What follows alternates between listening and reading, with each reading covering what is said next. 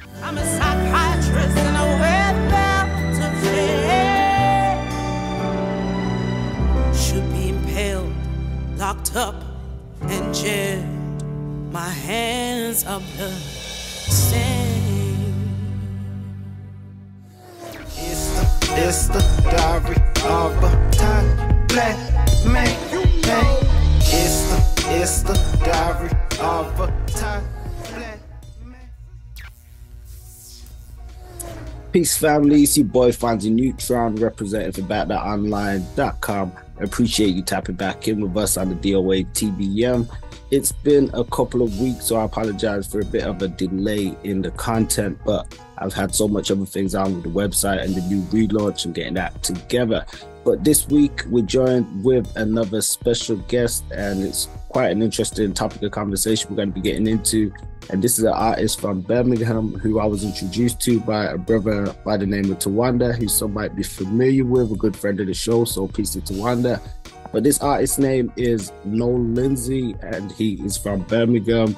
And we came across a song of his entitled Bout of Shame, which is quite interesting in terms of the tonality and the message behind it. Speaks a lot towards psychiatric drugging and different things happening within the community and the world. So it's kind of got a bit of a heavy tone, but at the same time, it uses a lot of comedy elements and stuff also. So we thought it would be a good topic of conversation. So without further ado, Brother Noel Lindsey, what's good with yourself? Thank you very much for having me on. Much appreciated. Much appreciated. And thank you for taking the trouble to listen to my creation, my song, The Belt of Shame. Yes, having me on your show to go through the contents of The Belt of Shame and how that implies or implicates or impacts the content's impact on the community generally, but the black community specifically. Eugenicists, racial supremacists, and the KKK. I'm part of this team, Doomsday. The human race we suppress, we pray.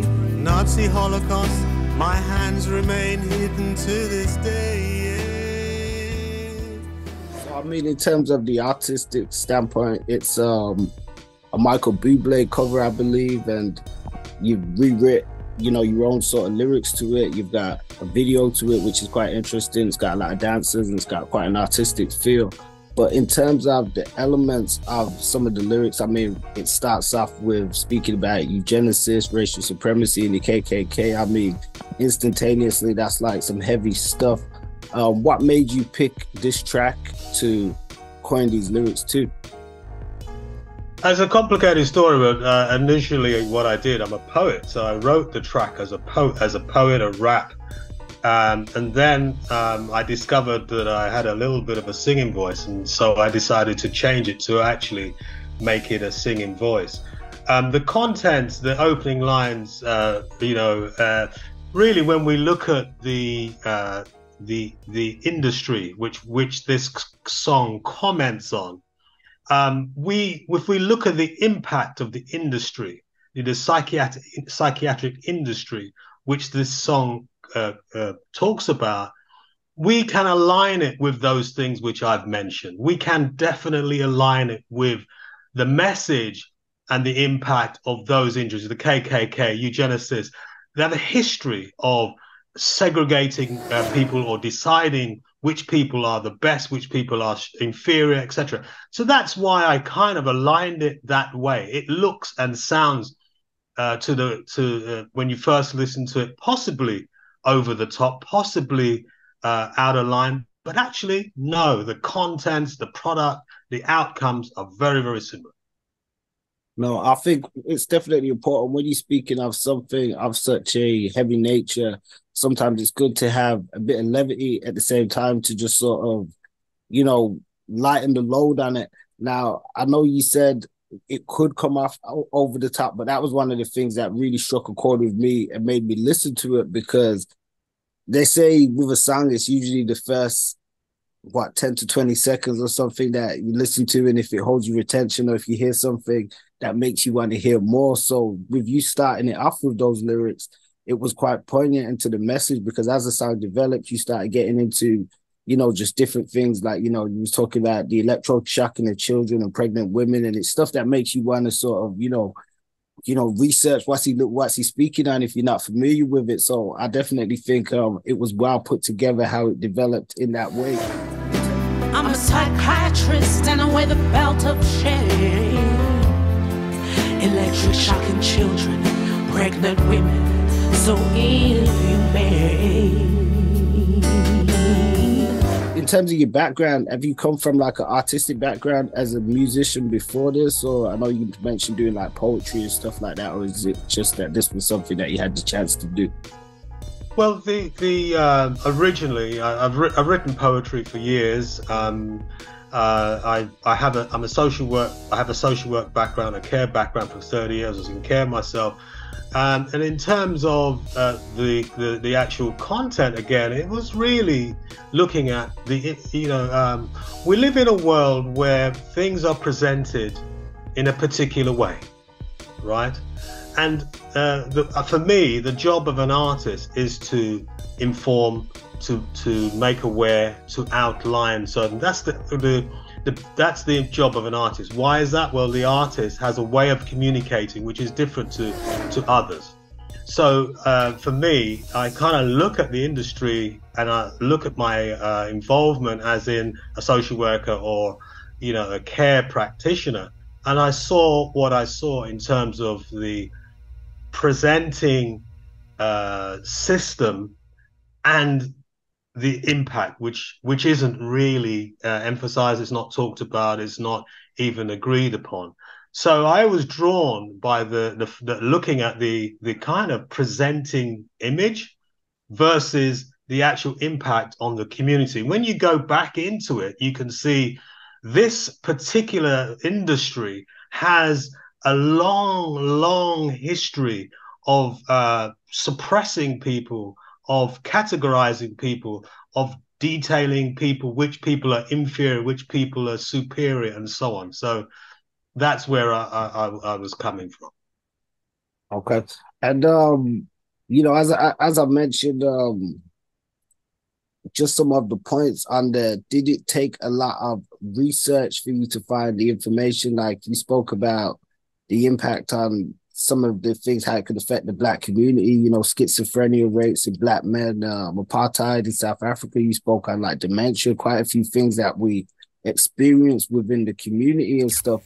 Did this entail you doing like a lot of research for it? Because, as an artist or as anybody in the public, you got to have people that are going to say, well, where do you get off saying that? Where did that information come from? Have you researched it properly? Yeah, you're right. But you see, we take a lot for granted. We take a lot of information we're given by people who are apparently in authority, apparently know what they're talking about, apparently know best. And this is a typical example where we have psychiatry who professes to be the authority on the mind, on mental health. Well, in actual fact, there's no science behind any of the syndromes, the symptoms, the labeling. There's no science. I mean, recently it was proven by a very well-founded and well-known university that the chemical imbalance in the brain, there was no such thing. Yet for years and years and years, psychiatry has been drugging, medicating children, people, the public, with the idea that there was this thing called chemical imbalance in the brain, which meant that the brain had to be rebalanced. Well, it's proven to be a complete hoax. And this is just one example of where they make up syndromes, they make up labels, and then they find conveniently a drug to fit to fit the bill, but it actually doesn't work, it doesn't help you, and it's a complete lie. I gave the Negro drapetomania and every black man schizophrenia, played apartheid in South Africa.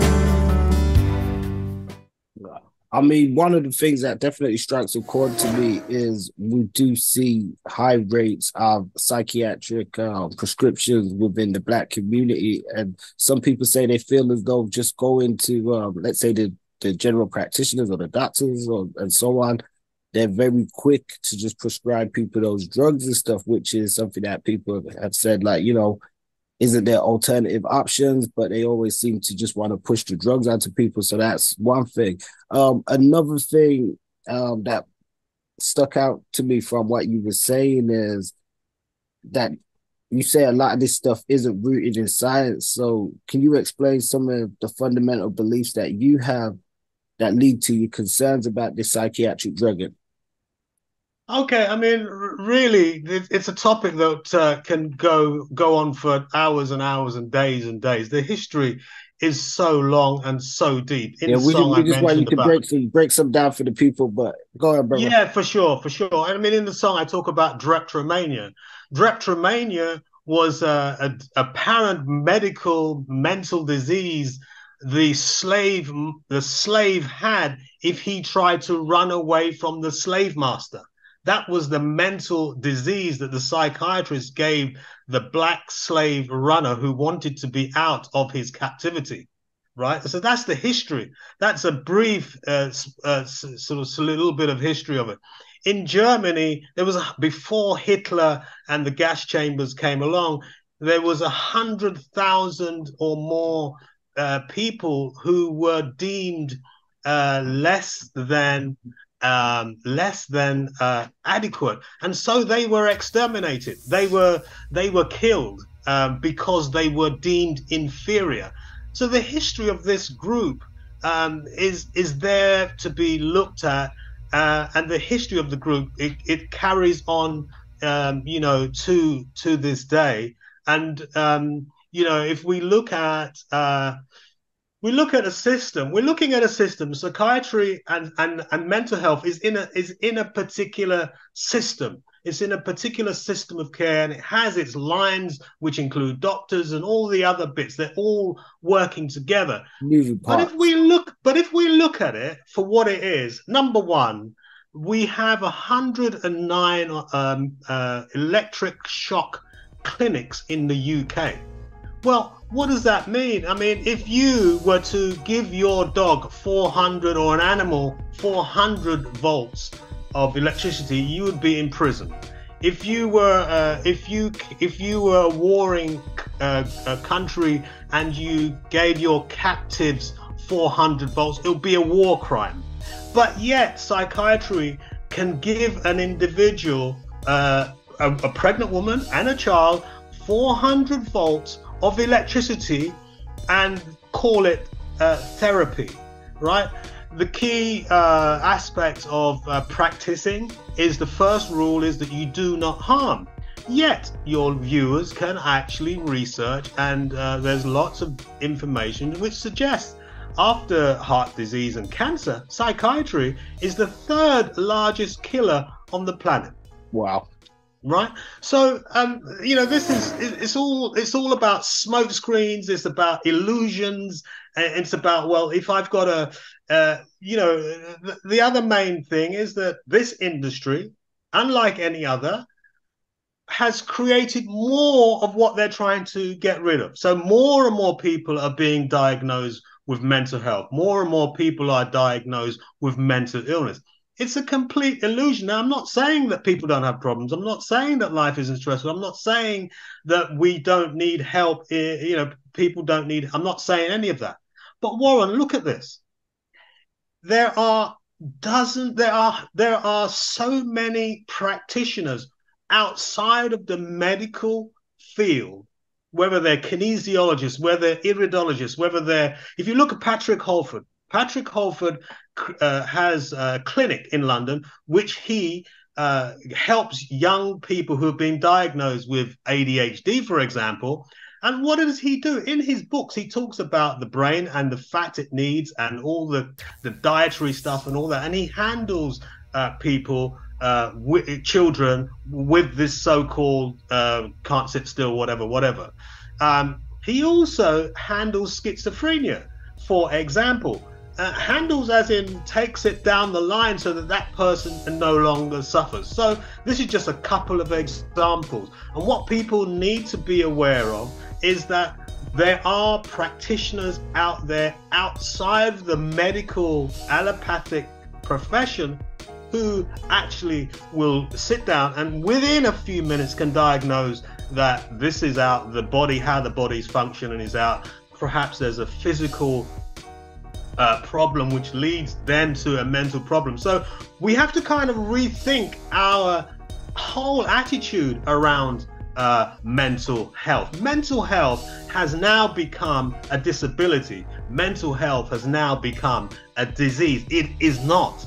It is not. This is the way that it's been created. This is the way that it's been constructed so that, people go along the line. Now, it's very, very deep, but it's actually the case that there are thousands and thousands, perhaps more of practitioners who are out there who actually can give you a complete diagnosis of what the body's doing, which obviously affects the brain. I mean, the mind and the brain is two different things, but anyway.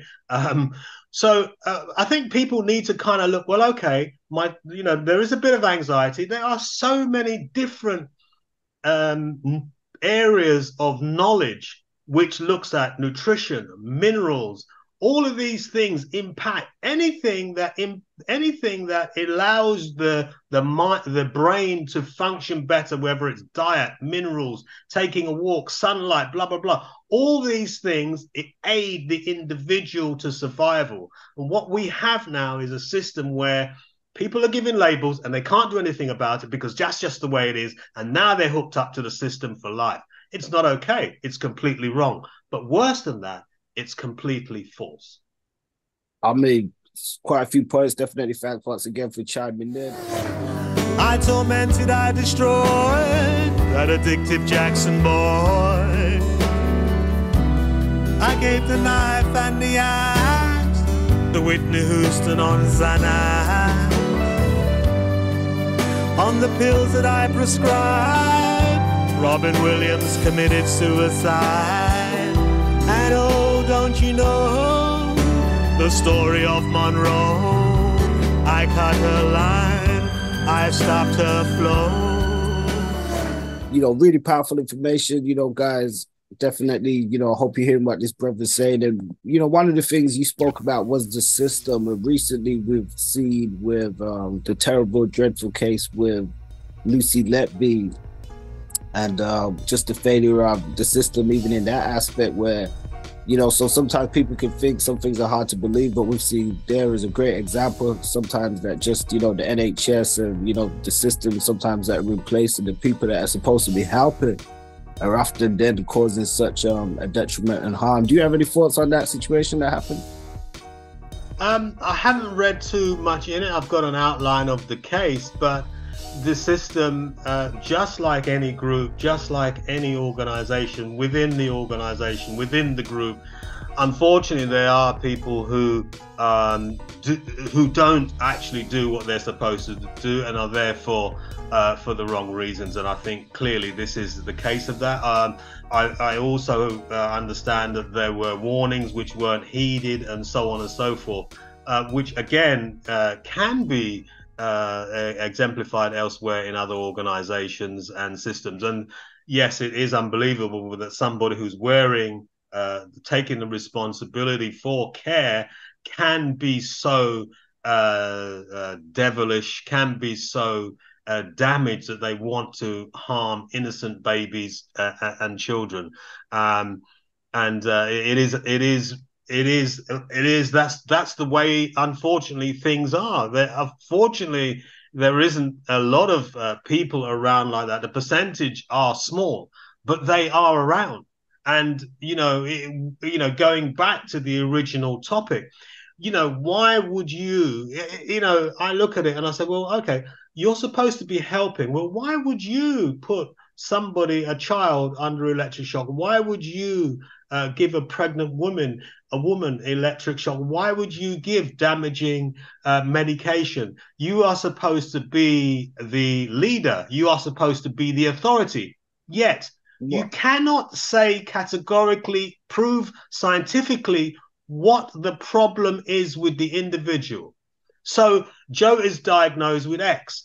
Well, okay, well, why did Joe get X? How do we handle Joe so that he no longer has X and get him back to normal? The system doesn't operate like that. You're saying it's like a practice, people often, use the terminology practice, especially within medical and stuff as well. So it's sort of like they're testing things out as opposed to actually knowing.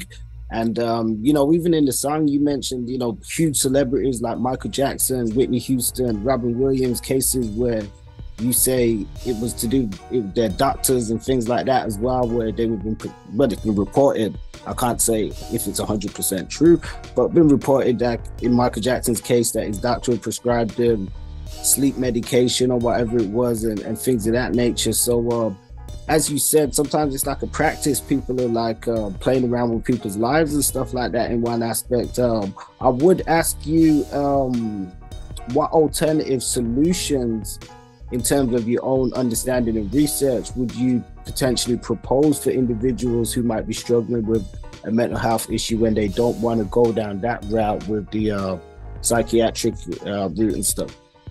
Well, first of all, I would ask anybody to look at the practice and look at the effect of the psychiatric mental health system. That was the first thing I would do. I'd ask them to look and see the effect. If you're going to take your car to a mechanic, you would expect your car, once it's finished, to actually run as it's supposed to run. If you're taking yourself to somebody who is supposed to be an authority on the mind, you would expect that person to be able to say, well, Mr. Jones, this is the problem. This is why it's there. We're going to do X, Y, and Z. And now we're going to handle the problem. So you're back on track and you're out there living life and, doing what you should do, the way God made you. But they can't. So you have to ask yourself, if their only solution is a label and a pill, then how much do they actually know? So again, I go back to looking at the research, looking at people who, like iridologists, kinesiologists, lots of other alternative, homeopath, naturopath. All these guys are trained in the body, how the mind works, how the organs work, what they're supposed to do, all of which can have an impact on someone's stability, mental health, never mind about the stress in life and so on. But those are key things as well. And these people, experience, I've had lots of experience where, we've gone down the line of the normal allopathic line, which is through the doctor and the health system, through no results. But immediately when I go into some other field like kinesiology, I get an answer to the problem straight away. Now, I'm not saying that if you've got a broken bone, you shouldn't go to your doctor. I'm not saying they haven't got machines that can tell you this, that, and that. I'm not saying any of that. But anybody, for my mind, looking to get help, please get the help from the right place. Do not buy into the propaganda. Do not buy into this whole illusion which is created. Because I have a label which says I'm a doctor or I'm a psychiatrist, that I know best. If you do know best, then explain to me how the mind works. I can speak to a 7-year-old, and if they can read, I can teach them how the mind works. I mean, that's a crazy thing to say. Who am I? I'm not even trained. But actually, it's true. It's true. Based on the works, for example, of Mr. Hubbard, he explains how the mind works, the different parts of the mind, right? Now, the point is this: does it actually work? Does it give you a bit of an understanding on what causes mental illness, what causes mental instability? Yes, it does. So it has a workability and it has an application. So if I speak to a 7-year-old and get them to, they can read and they can understand how their mind works, then we can actually take things further, because it means that they actually are able to judge, to see, and actually know what to do. The whole thing about the psychiatric mental health system is that there is no education from the point of view of the public recipient. So he doesn't understand himself what's gone on, how he can handle it. There's no information given. that person can take on and actually make things better. Why?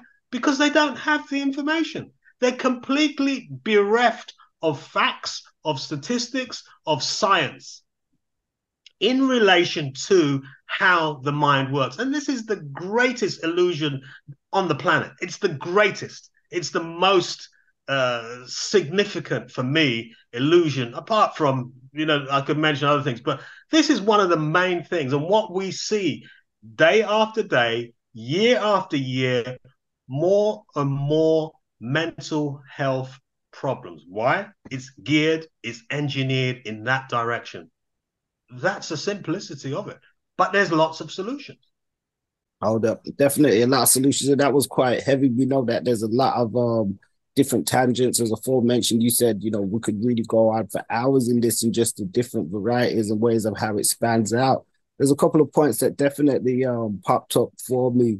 Like, you do have some people who will say, well, as you said yourself and attested to, there's rising numbers now of people who have, more mental problems and stuff. And they say, what if people stop taking their medication? They say some people, it might be okay for them, but they say there's others who have been prescribed it who really need that medication, and without it could be more of a danger to society.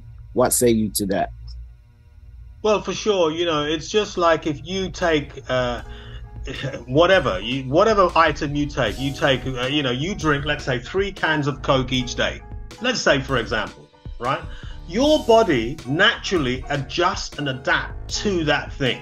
If you have 4 cups of coffee a day, your body naturally adapts and adjusts to that thing. And once you take it away, the body then has to kind of change, and it may be a little bit tricky. It's the same thing with medication. You're taking medication, and obviously the body is adjusting and adapting to keep the body in balance, to keep the body at its optimum operational level. It's the same thing. So if you stop taking your medication, obviously it could be problematic. And I'm not advocating people, I'm not allowed to say people stop taking your medication. What I am going to say is do your research. Is really look at the small print, look what the medication does, and look for alternative ways to handle the problem. Your doctor can reduce your medication, and it's best to be reduced little by little by little by little until you actually come off it, rather than just coming off it.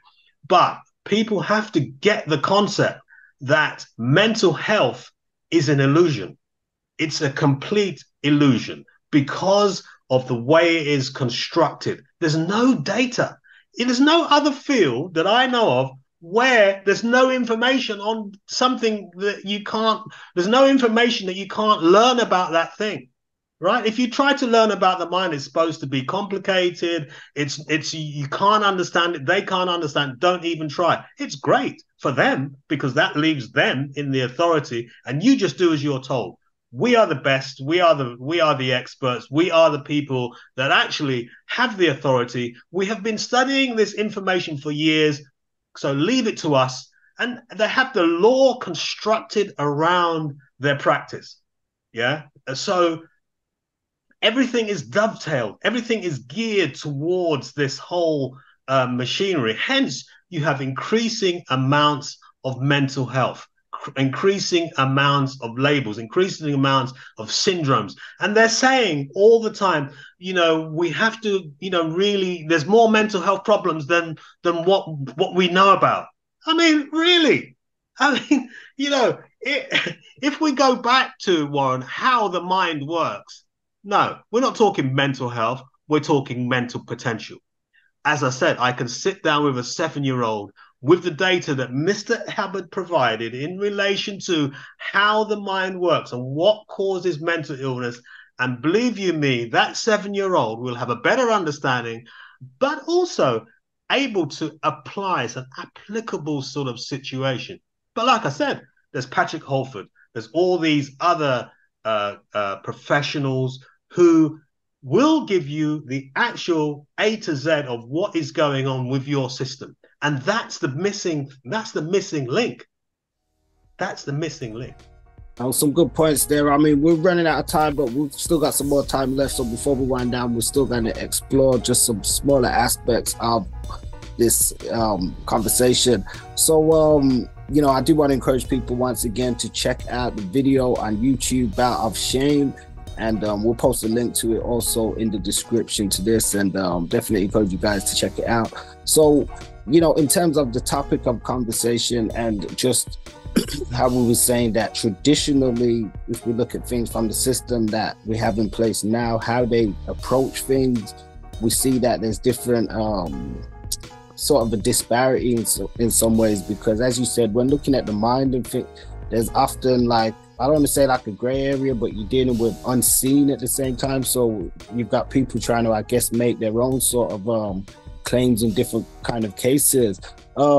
You did mention being able to look at things from a different approach and stuff also, and you mentioned some of the works of Mr. Hubbard, which I believe Alvin Hubbard, and in terms of some of his works and approaches and stuff, what positive outcomes have you seen externally to how psychiatric drugging and that stuff is done in one aspect? What other examples have you seen maybe in his works? In Mr. Hubbard's works, the you know, one of the key things, Warren, which is striking, is that there is a difference between the mind and the brain. Right? It's like, well, what do you mean? Well, if I say to you, Warren, look, get a picture of a cat, and you look and you get a picture of a cat, I'll say to you, okay, good. Who is looking at the cat? And you say, my mind. I said, well, no, your mind gave you the picture because you asked your mind to give you the picture of the cat. But who or what is looking at the cat? And that's the ability for the mind to give you the information that you want. That's what we're talking about.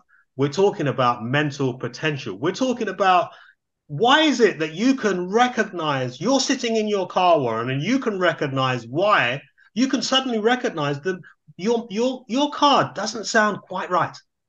Your car doesn't sound as good, or it sounds off key. Well, why is that? Well, because your mind takes pictures, so many pictures of everything each day, and it stores it, right? So when you sit in your car, you kind of can see immediately, oh, actually, that doesn't sound right. Well, that's the mind working. That's not the brain. And so the whole thing, we got to look at what the mind is. They're not talking about the mind. They're talking about the brain, which is completely different, right? So I forgot your original question. Sorry. Yeah, no, well, I mean, you are still touching onto it, because you were just looking at, I guess, the different ways on how things can be looked at from a mental health perspective. So as you said, if one thing is being looked at physiologically from like, you know, that. Yeah, I mean, the thing about it is, you know, what is it? Well, we have anxiety, we have depression, we have, you know, PTSD. Yeah, all sorts of different things. But, you know, really, Warren, what is wrong with, you know, if you look at, for example, the Rain Man, what did he do? He ran and ran and ran and ran and ran, right? I mean, really, if you look at simple things like taking a walk, like going out in the fresh air, getting your attention, having a conversation with somebody, you know, some people get satisfaction through religion. Some people get satisfaction just, you know, by, you know, doing sports. There are lots of legitimate ways which one can wind down, can recall. The worst thing to do is to do nothing. The worst thing to do is to not be productive. One of the things that we can do in terms of this whole area is be very, very productive. Be very, very busy. Don't stop and don't sit down and think and think and think. You know, there's lots of data which suggests that sitting down and just thinking actually isn't very good for us. But when we're busy, we've set our targets, we've set our goal, we're very much more able.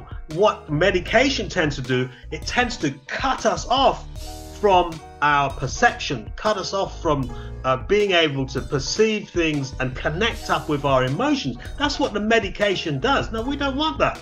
We want you as a being to be able to perceive so that you can solve problems, so that you can carry on working, so that you can, you know, achieve the goals in your life. what medication tends to do, it slows you down. I've watched people on medication and they struggle to move the body, never mind think. So, you know, we have to really look at what we're trying to achieve, you know, especially when we're looking at children, especially when we're looking at, you know, families and so on and so forth. Please, my main thing is look at alternative ways where the practitioners actually have a great success on giving you information that you need. For example, really, not to do with mental health, but there was a lady who had 8 miscarriages. And I get there's lots of reasons why you have miscarriages. There's lots of different things.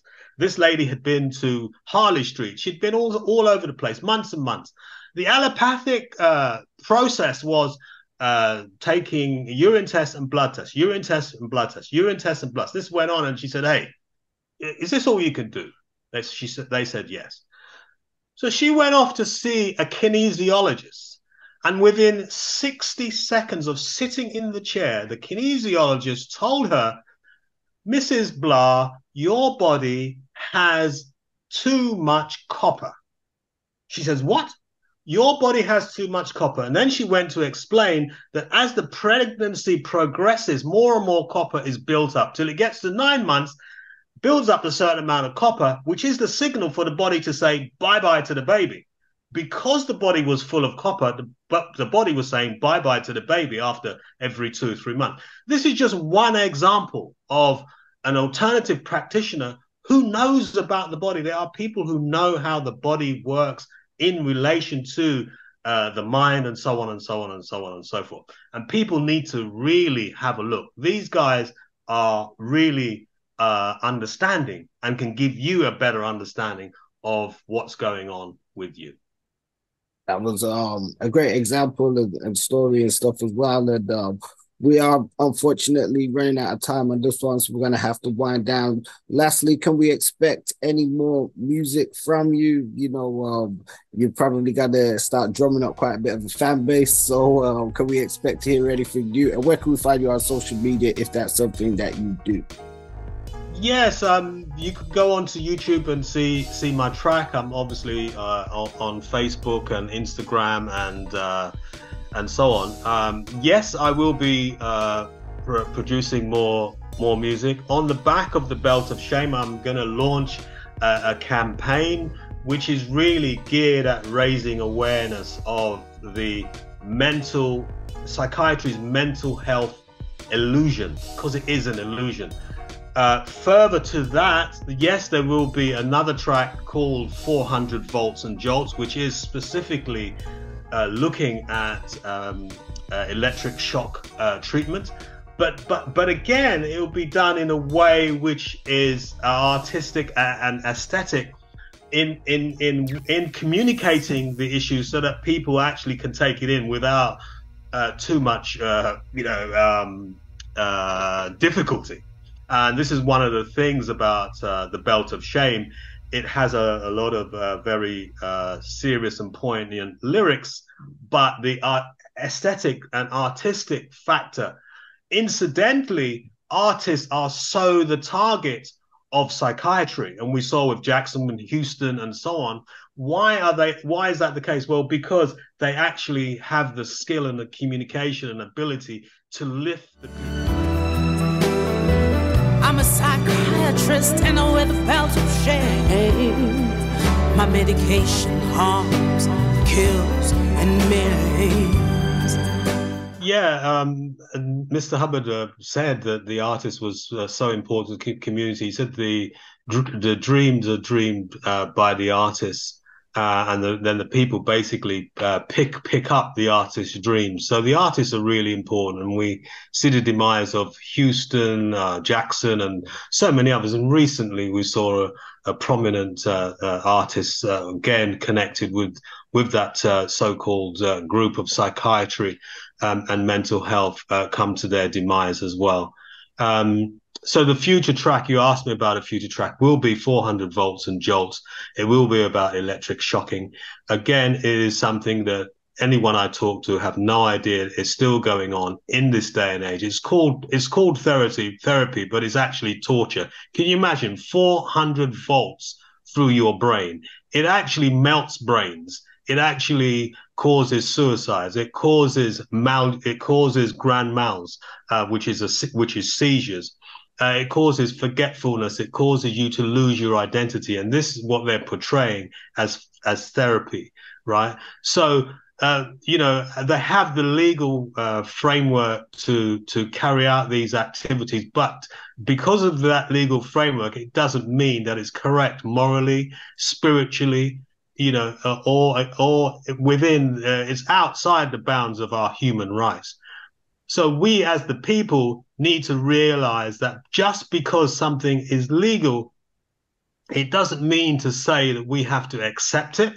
It doesn't mean to say we can't challenge it. And it doesn't mean to say that we cannot protest it in a way which it protects the rest of the race. And this is the point. This is the point of the belt of shame. The belt of shame gives you the nitty-gritty everything about this group, which is really still the tip of the iceberg because of the atrocities which are committed under the guise of mental health and mental help. So that we're putting it into the general field of music and art. One, because artists are a target, and B, because we're trying to raise the awareness on a general level that people can understand and actually get hold of. And the reason why the lyrics are the way they're written is because it is time that the facts, that the atrocities, the degradation of this group is known and understood. There's no more playing around. There needs to be no more pussyfooting around with the group. They are messing the human race. They have been for some time, and their plans, by the fact that they keep saying there's more and more mental health issues, is to continue this onslaught on the race of humans. Well said. Well, we're going to be looking forward to this. Was it 4,000 volts? 400 volt. It's called 400 volts and jobs. Well, 400 volts is if you look at what how many car engines you can start. If you look at the machinery that can actually, you can imagine how that is destructive to the brain cells of an individual. Yet it's passed as therapy. This is the complete insanity of psychiatric mental health. It's just insane that you would treat anybody like that and propose that you would get any result. The mind, the body, the brain isn't built like that. We have on the planet everything that we need to cater for every eventuality, and medication and electric shock is not what this planet was built on, or how we are supposed to get out of our difficulties. That is a complete no-no.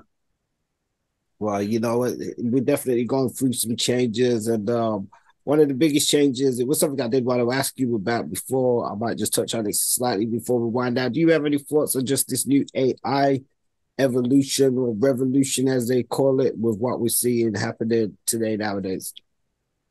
Well, if I say quickly that psychiatry and psychiatric mental health is just one of the arms of this ugly octopus, you get where I'm coming from. It's about controlling beings. It's about suppressing beings. It's about curtailing individuality. Unfortunately, this is not the only sector. This is not the only arm of that ugly octopus. And AI and all these other things, what does it do? Actually, it reduces the individuality. It reduces people's ability to work or facility for work. It's about robotism. It's about machinery taking the jobs of individuals. It's taking the creativity away from individuals. It's taking the individuality away from individuals. This is not what this planet is made for. This is not what. Yes, technology is good. Technology is important, But let's use technology for a change for the benefit of the major population, not just for the elites. This is the problem. You know, why are we in 2023 still burning coal, still having all these fossil fuels? There's absolutely no need for it, but it serves a very small portion of the elites, and they run things. Other than that, we're running our own ship, and it's not supposed to be that way. So the AI, for me, is another example of control that's being put in.